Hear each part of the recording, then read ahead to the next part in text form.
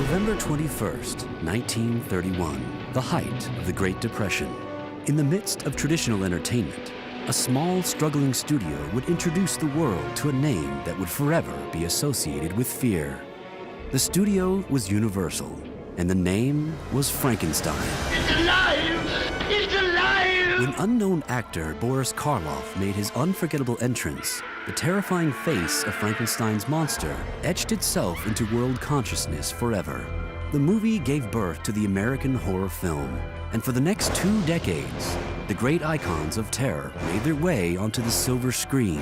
One by one, they came to life through the combined imaginations of filmmakers, actors, and a single man whose makeup skills and artistic versatility would literally create Universal monsters.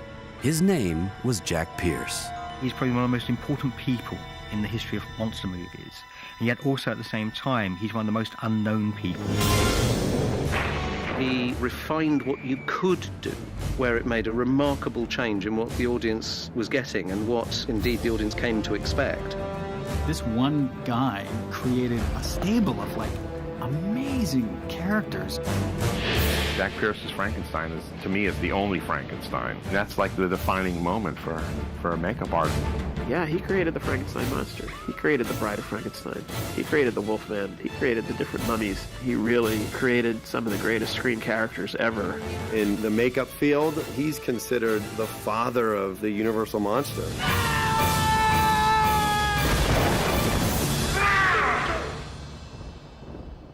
Well, in the very early days of cinema, you had the theatrical tradition that actors did their own makeup. You know, the job makeup artist didn't specifically even exist. Lon Chaney was the first to bring a finesse and an imagination to these techniques, using tons of nose putty, wires to pull his face and everything. I'm amazed when I see the makeups that Lon Chaney Sr. did at the time that they were doing them.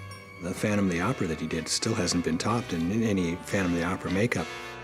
Jack Pierce looked at this and said, wow, with simple materials, this guy could do great stuff. That's where I'm headed. And that's what he did. The makeup that really brought Jack Pierce to the attention of Carl Laemmle and Universal was his 1926 makeup in a movie called The Monkey Talks. Even today, when you look at it, it's a really brilliant makeup. It rivals anything that John Chambers did in Planet of the Apes. But then he came back and he did The Man Who Laughs at Universal in 1928. And Pierce created this amazing, ghoulish, freaky kind of makeup. It became so iconographic that it became the inspiration for the Joker, the most popular and well-known villain in all of comic books. And apparently, Pierce was taken under Carl Laemmle's wing to head up the Universal makeup department. Because he was the head of Universal makeup, he would be involved in all the films Universal were turning out in the 1930s and early 40s. He isn't losing sight of the fact that he is a makeup artist, and that means making up everybody. When they decided to make films of the classic horror novels, being Dracula and Frankenstein in the early 30s, I think Pierce really saw an opportunity to do something great. And of course, Dracula was the first one made. And although he actually worked on Dracula and worked with Bela Lugosi, apparently the two of them never really got on very well. And Lugosi himself insisted still on doing some of his own makeup. In 1931, Jack Pierce is very disappointed when Dracula is released, and even though it's a huge success, he's not really credited with creating the character. Although Dracula came first, we actually really think of the Universal cycle as beginning with the Frankenstein monster, because it's the most visually amazing thing. Audiences had never seen anything like that before. One of the sketches that was done by the art department at Universal showed it as a mechanical robot made out of some kind of a metal. Pierce didn't go in that direction, thankfully. And of course, he doesn't bear any resemblance to the actual description in Mary Shelley's book, but what he created was something that was perfect for its time. Karloff had just a great face for it, especially in the original film when he was a starving actor and he was very gaunt and cadaverous looking. After work at night, he and Karloff would devise the makeup. During that time, which was about a 3-week stretch, they tested different things. They tried all sorts of little quirky things and then settled upon one thing, and then that was the look for the character. There were no prosthetic rubber pieces that were stuck on. This was started from scratch every time Karloff sat in the chair. Jack Pierce surrounded himself with reference books on medicine, criminology, electronics, all these things. He looked at hundreds of pictures of criminals and determined that there's a criminal look. And Pierce emphasized that look in this movie.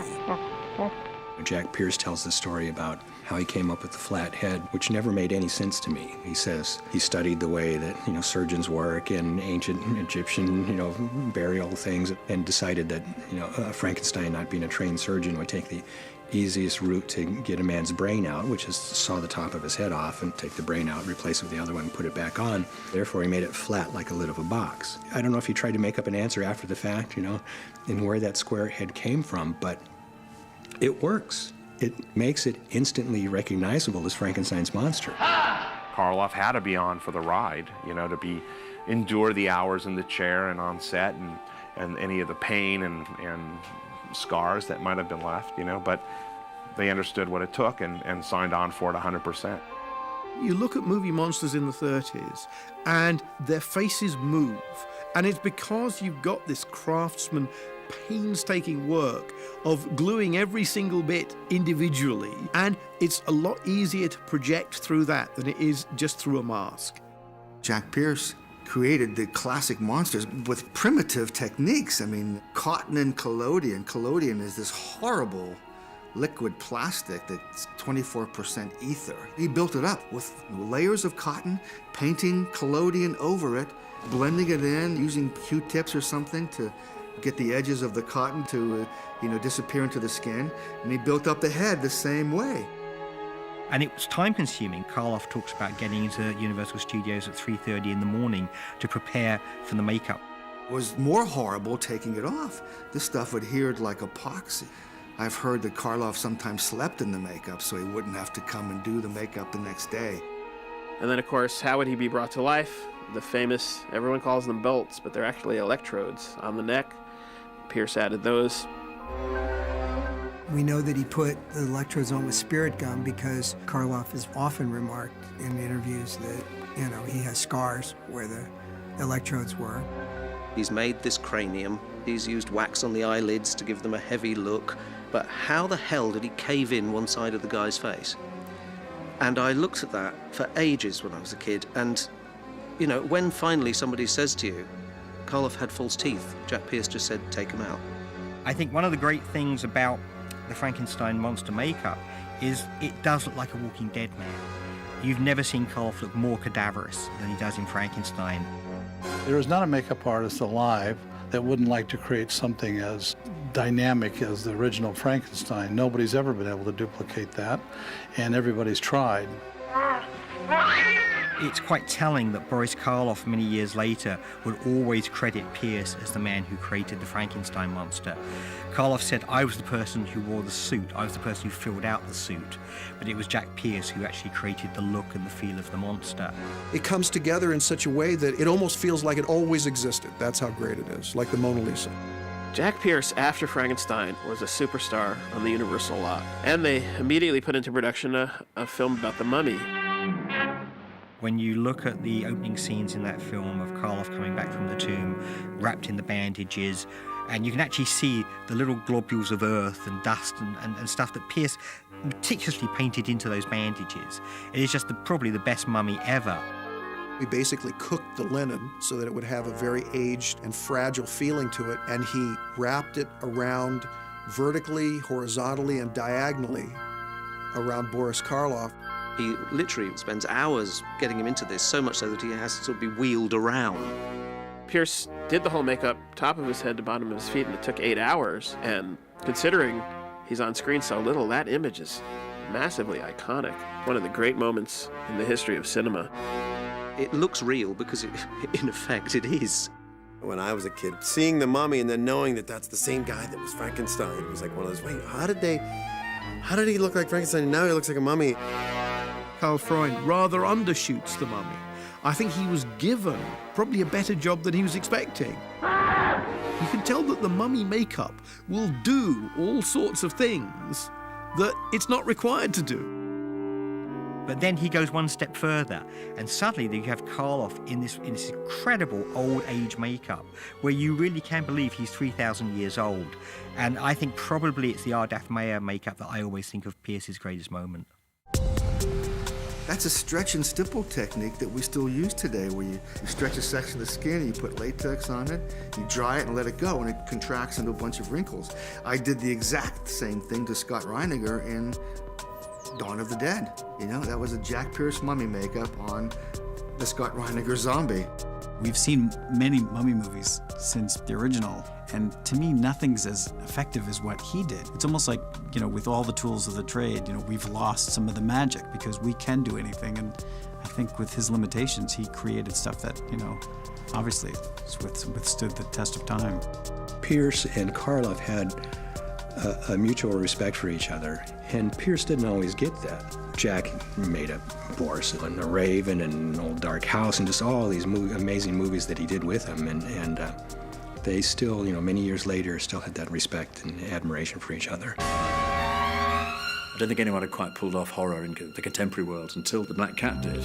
What I find interesting about the makeup is this sort of fierce, logical, geometric character. Angular hair, angular shoulders. He's a piece of walking geometry who's like a prop in a modernist house, which is the polar opposite of what was going on in the Gothic films, but equally frightening. She's alive!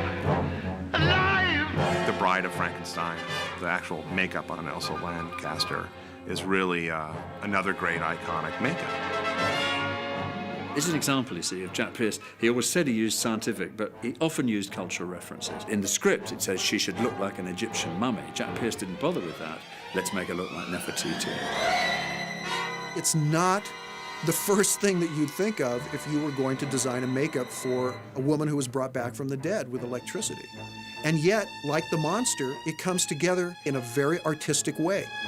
And Elsa Lanchester, you know, she wrote a famous account of being made up by Jack Pierce. Describes he's dressed in this button-up surgeon's outfit with slick-back hair, looking, as someone said, like a Greek barber. She said he really enjoyed these kind of tortuous applications of makeup at 5 in the morning. By now, he was living the part. He also created the amazing hairstyle, which they put up in a cage, as Elsa described it.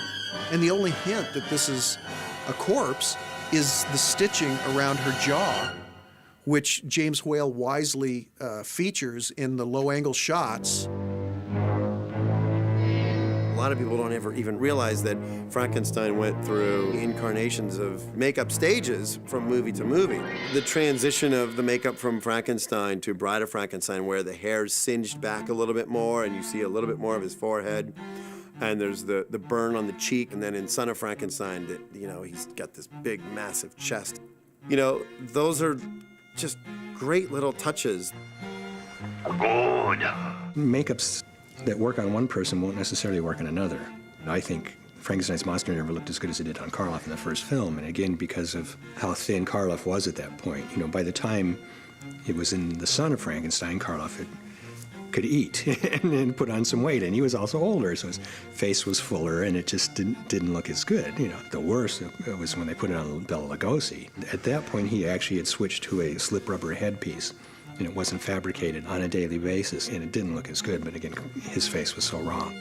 Oddly enough, when they bring Chaney in, it's defaulted back to the original Frankenstein monster look. So the way that there's a change between Frankenstein, Bride of Frankenstein, and Son of Frankenstein, suggesting the character evolving, all that's just been wiped out. And Chaney is required to look as much like Boris Karloff in the first film as possible. And that's the look that then carried on for Lugosi and Glenn Strange and Eddie Parker and Herman Munster and anyone else who's ever got into that get-up. Where Pierce hits it out of the park in Son of Frankenstein is with Igor. And Igor, for my money, is probably Lugosi's second greatest screen character of all time. And it's fantastic and such a great marriage of actor and makeup artist. Igor has a broken neck, so Pierce created a rubber appliance that had a broken sort of bone in the neck, and that was strapped onto Bela Lugosi's neck, and apparently it was secured with some kind of band under his arm. And then a beard was applied around that with yak's hair, Jack Pierce's favorite kind of hair. That's where Pierce is really showing his skills at doing great hair work on characters. And he laid that whole beard in himself, the wig, and then would trim it every day to give Lugosi that great sort of semi-hunchback kind of character. And then he was given a set of really nasty teeth that include fangs. That's the one time that Bela Lugosi actually wore fangs in a movie, not for Dracula, but for Igor. So that was a really iconic makeup by Jack Pierce. I always was fond of the Wolfman. I mean, I like that whole concept of an animal and a man combined into one kind of creature. Pierce had created basically the same makeup in 1935 for Henry Hull for the Werewolf of London. But Henry Hull didn't want to wear it. It was too much makeup for him. It was uncomfortable, and he wanted more of his face to show. And the makeup he did on Henry Hull, one could easily look at it and go, well, it doesn't look like a werewolf to me.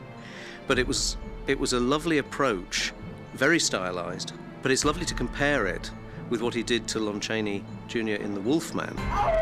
The Wolfman became Chaney's baby. He was very invested in this character, which is good because the makeup was very arduous. Jack Pierce was a master with hair work.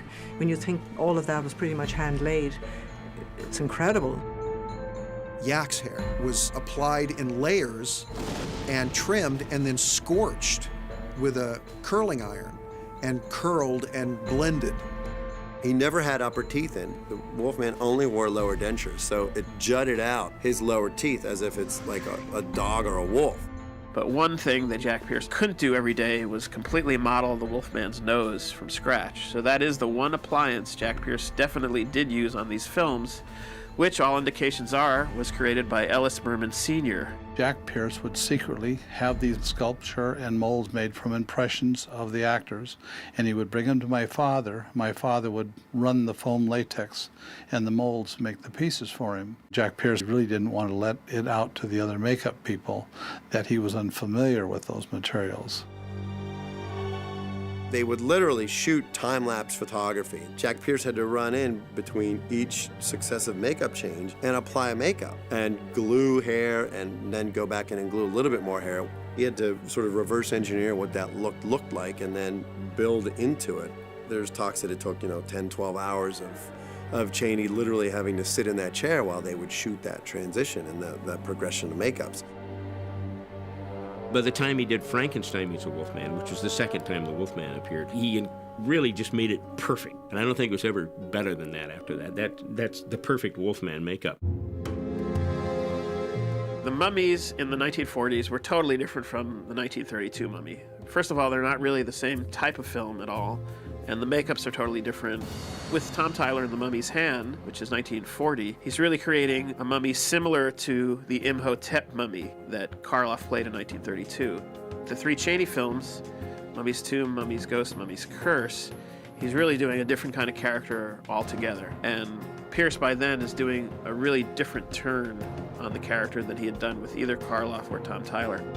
Chaney was not enjoying being made up as Karras. So for the third Karras performance by Lon Chaney Jr., Pierce fashioned a rubber mask.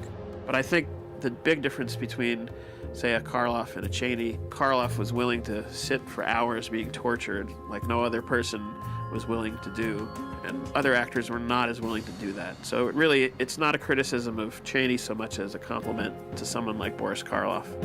This is one of the Mummy's Curse faces that Lon Chaney Jr. wore in The Mummy's Curse that Jack Pierce did. Now, Jack gave me this around 1963, and it's just simple latex. So he did use rubber, even though he said he didn't. Now, he didn't use appliance rubber. That's what he was really talking about, but this is rubber. And, you can see all the wrinkles and, all the stuff in here, and you can see all the detail that's in this mask. But it's one of my favorite things in the world. And as far as I know Rick Baker, a lot of people have checked on this, and I think this is the only surviving piece of Jack's work now. Check the mega voltage. 25,000. In the mid-1940s, Universal was looking at ways of saving money and making as much money as they could from their monsters.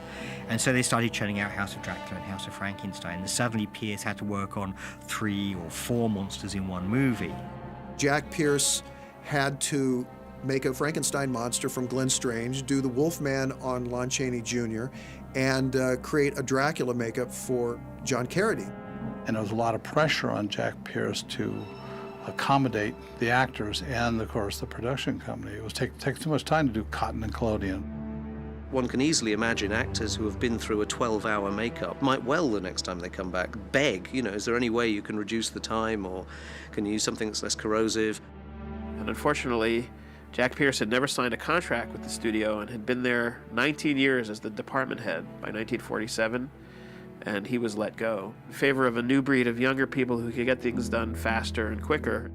You know, Jack Pierce is a guy who, you know, at the time, you know, he did his thing, he did it better than anybody, and he knew no other way, you know, and the industry changed. He did all the Frankenstein movies except Abbott and Costello Meets Frankenstein. In that film, Bud Westmore brought in the masks and basically used the over-the-head rubber mask approach to all the monsters. And you can see the difference. The makeups do not stand up anywhere near as well as when Pierce was doing them. Then that was a whole new start of, you know, how makeup and prosthetics and specialty characters were going to be handled for the future. When Jack Pierce left Universal, he did independent movies, he worked a lot in television, then he ended up doing B films. He ended up gluing monofilament to Mr. Ed's lip, you know, it's like, that's terrible. To my knowledge, he was even asked back to Universal in an underling position in the Bud Westmore era, but declined it.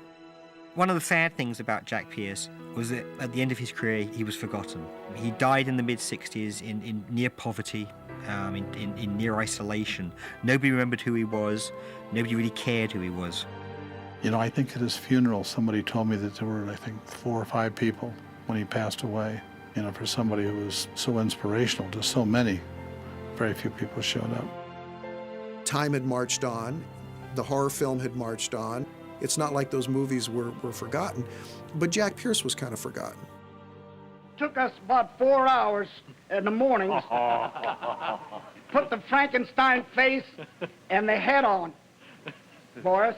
And nearly an hour to take it off. The whole outfit weighed about 35 pounds. Yeah, you know who that is, Boris. One of the leading makeup artists in motion pictures who flew down here from Angels Camp, California, where he's working on the Ransom Broidy production Bullwhip. Your very good friend, Jack Pierce.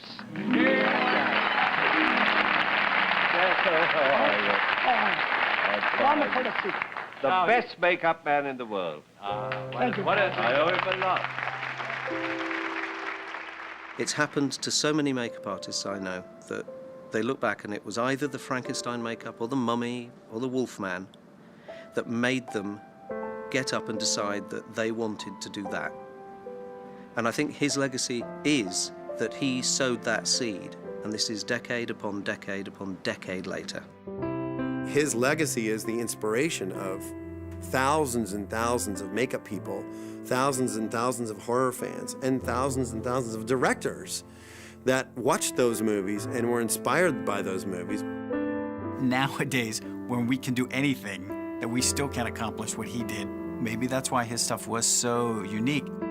My grandson, who knows who Frankenstein is, he's 5 years old. Someday I'll show him the bust of Jack Pierce and say, see, he made him. You see how Grandpap makes these monsters? Well, he made this monster, and that's why I'm making my monsters. Halloween is a lasting tribute to Jack Pierce. When a kid dresses up like Frankenstein, he's dressing up in Jack Pierce's design. When a kid dresses up like the Wolfman, he's dressing up in Jack Pierce's design. Unfortunately, Jack didn't have children. He doesn't have that legacy to carry on. But he had these children that will outlast any children that he would have. He created these characters that outlived him and will outlive me, and people can see these 1,000 years from now. You can look back and you can go, Universal Classic Monsters, there's a whole world there. Jack Pierce created that.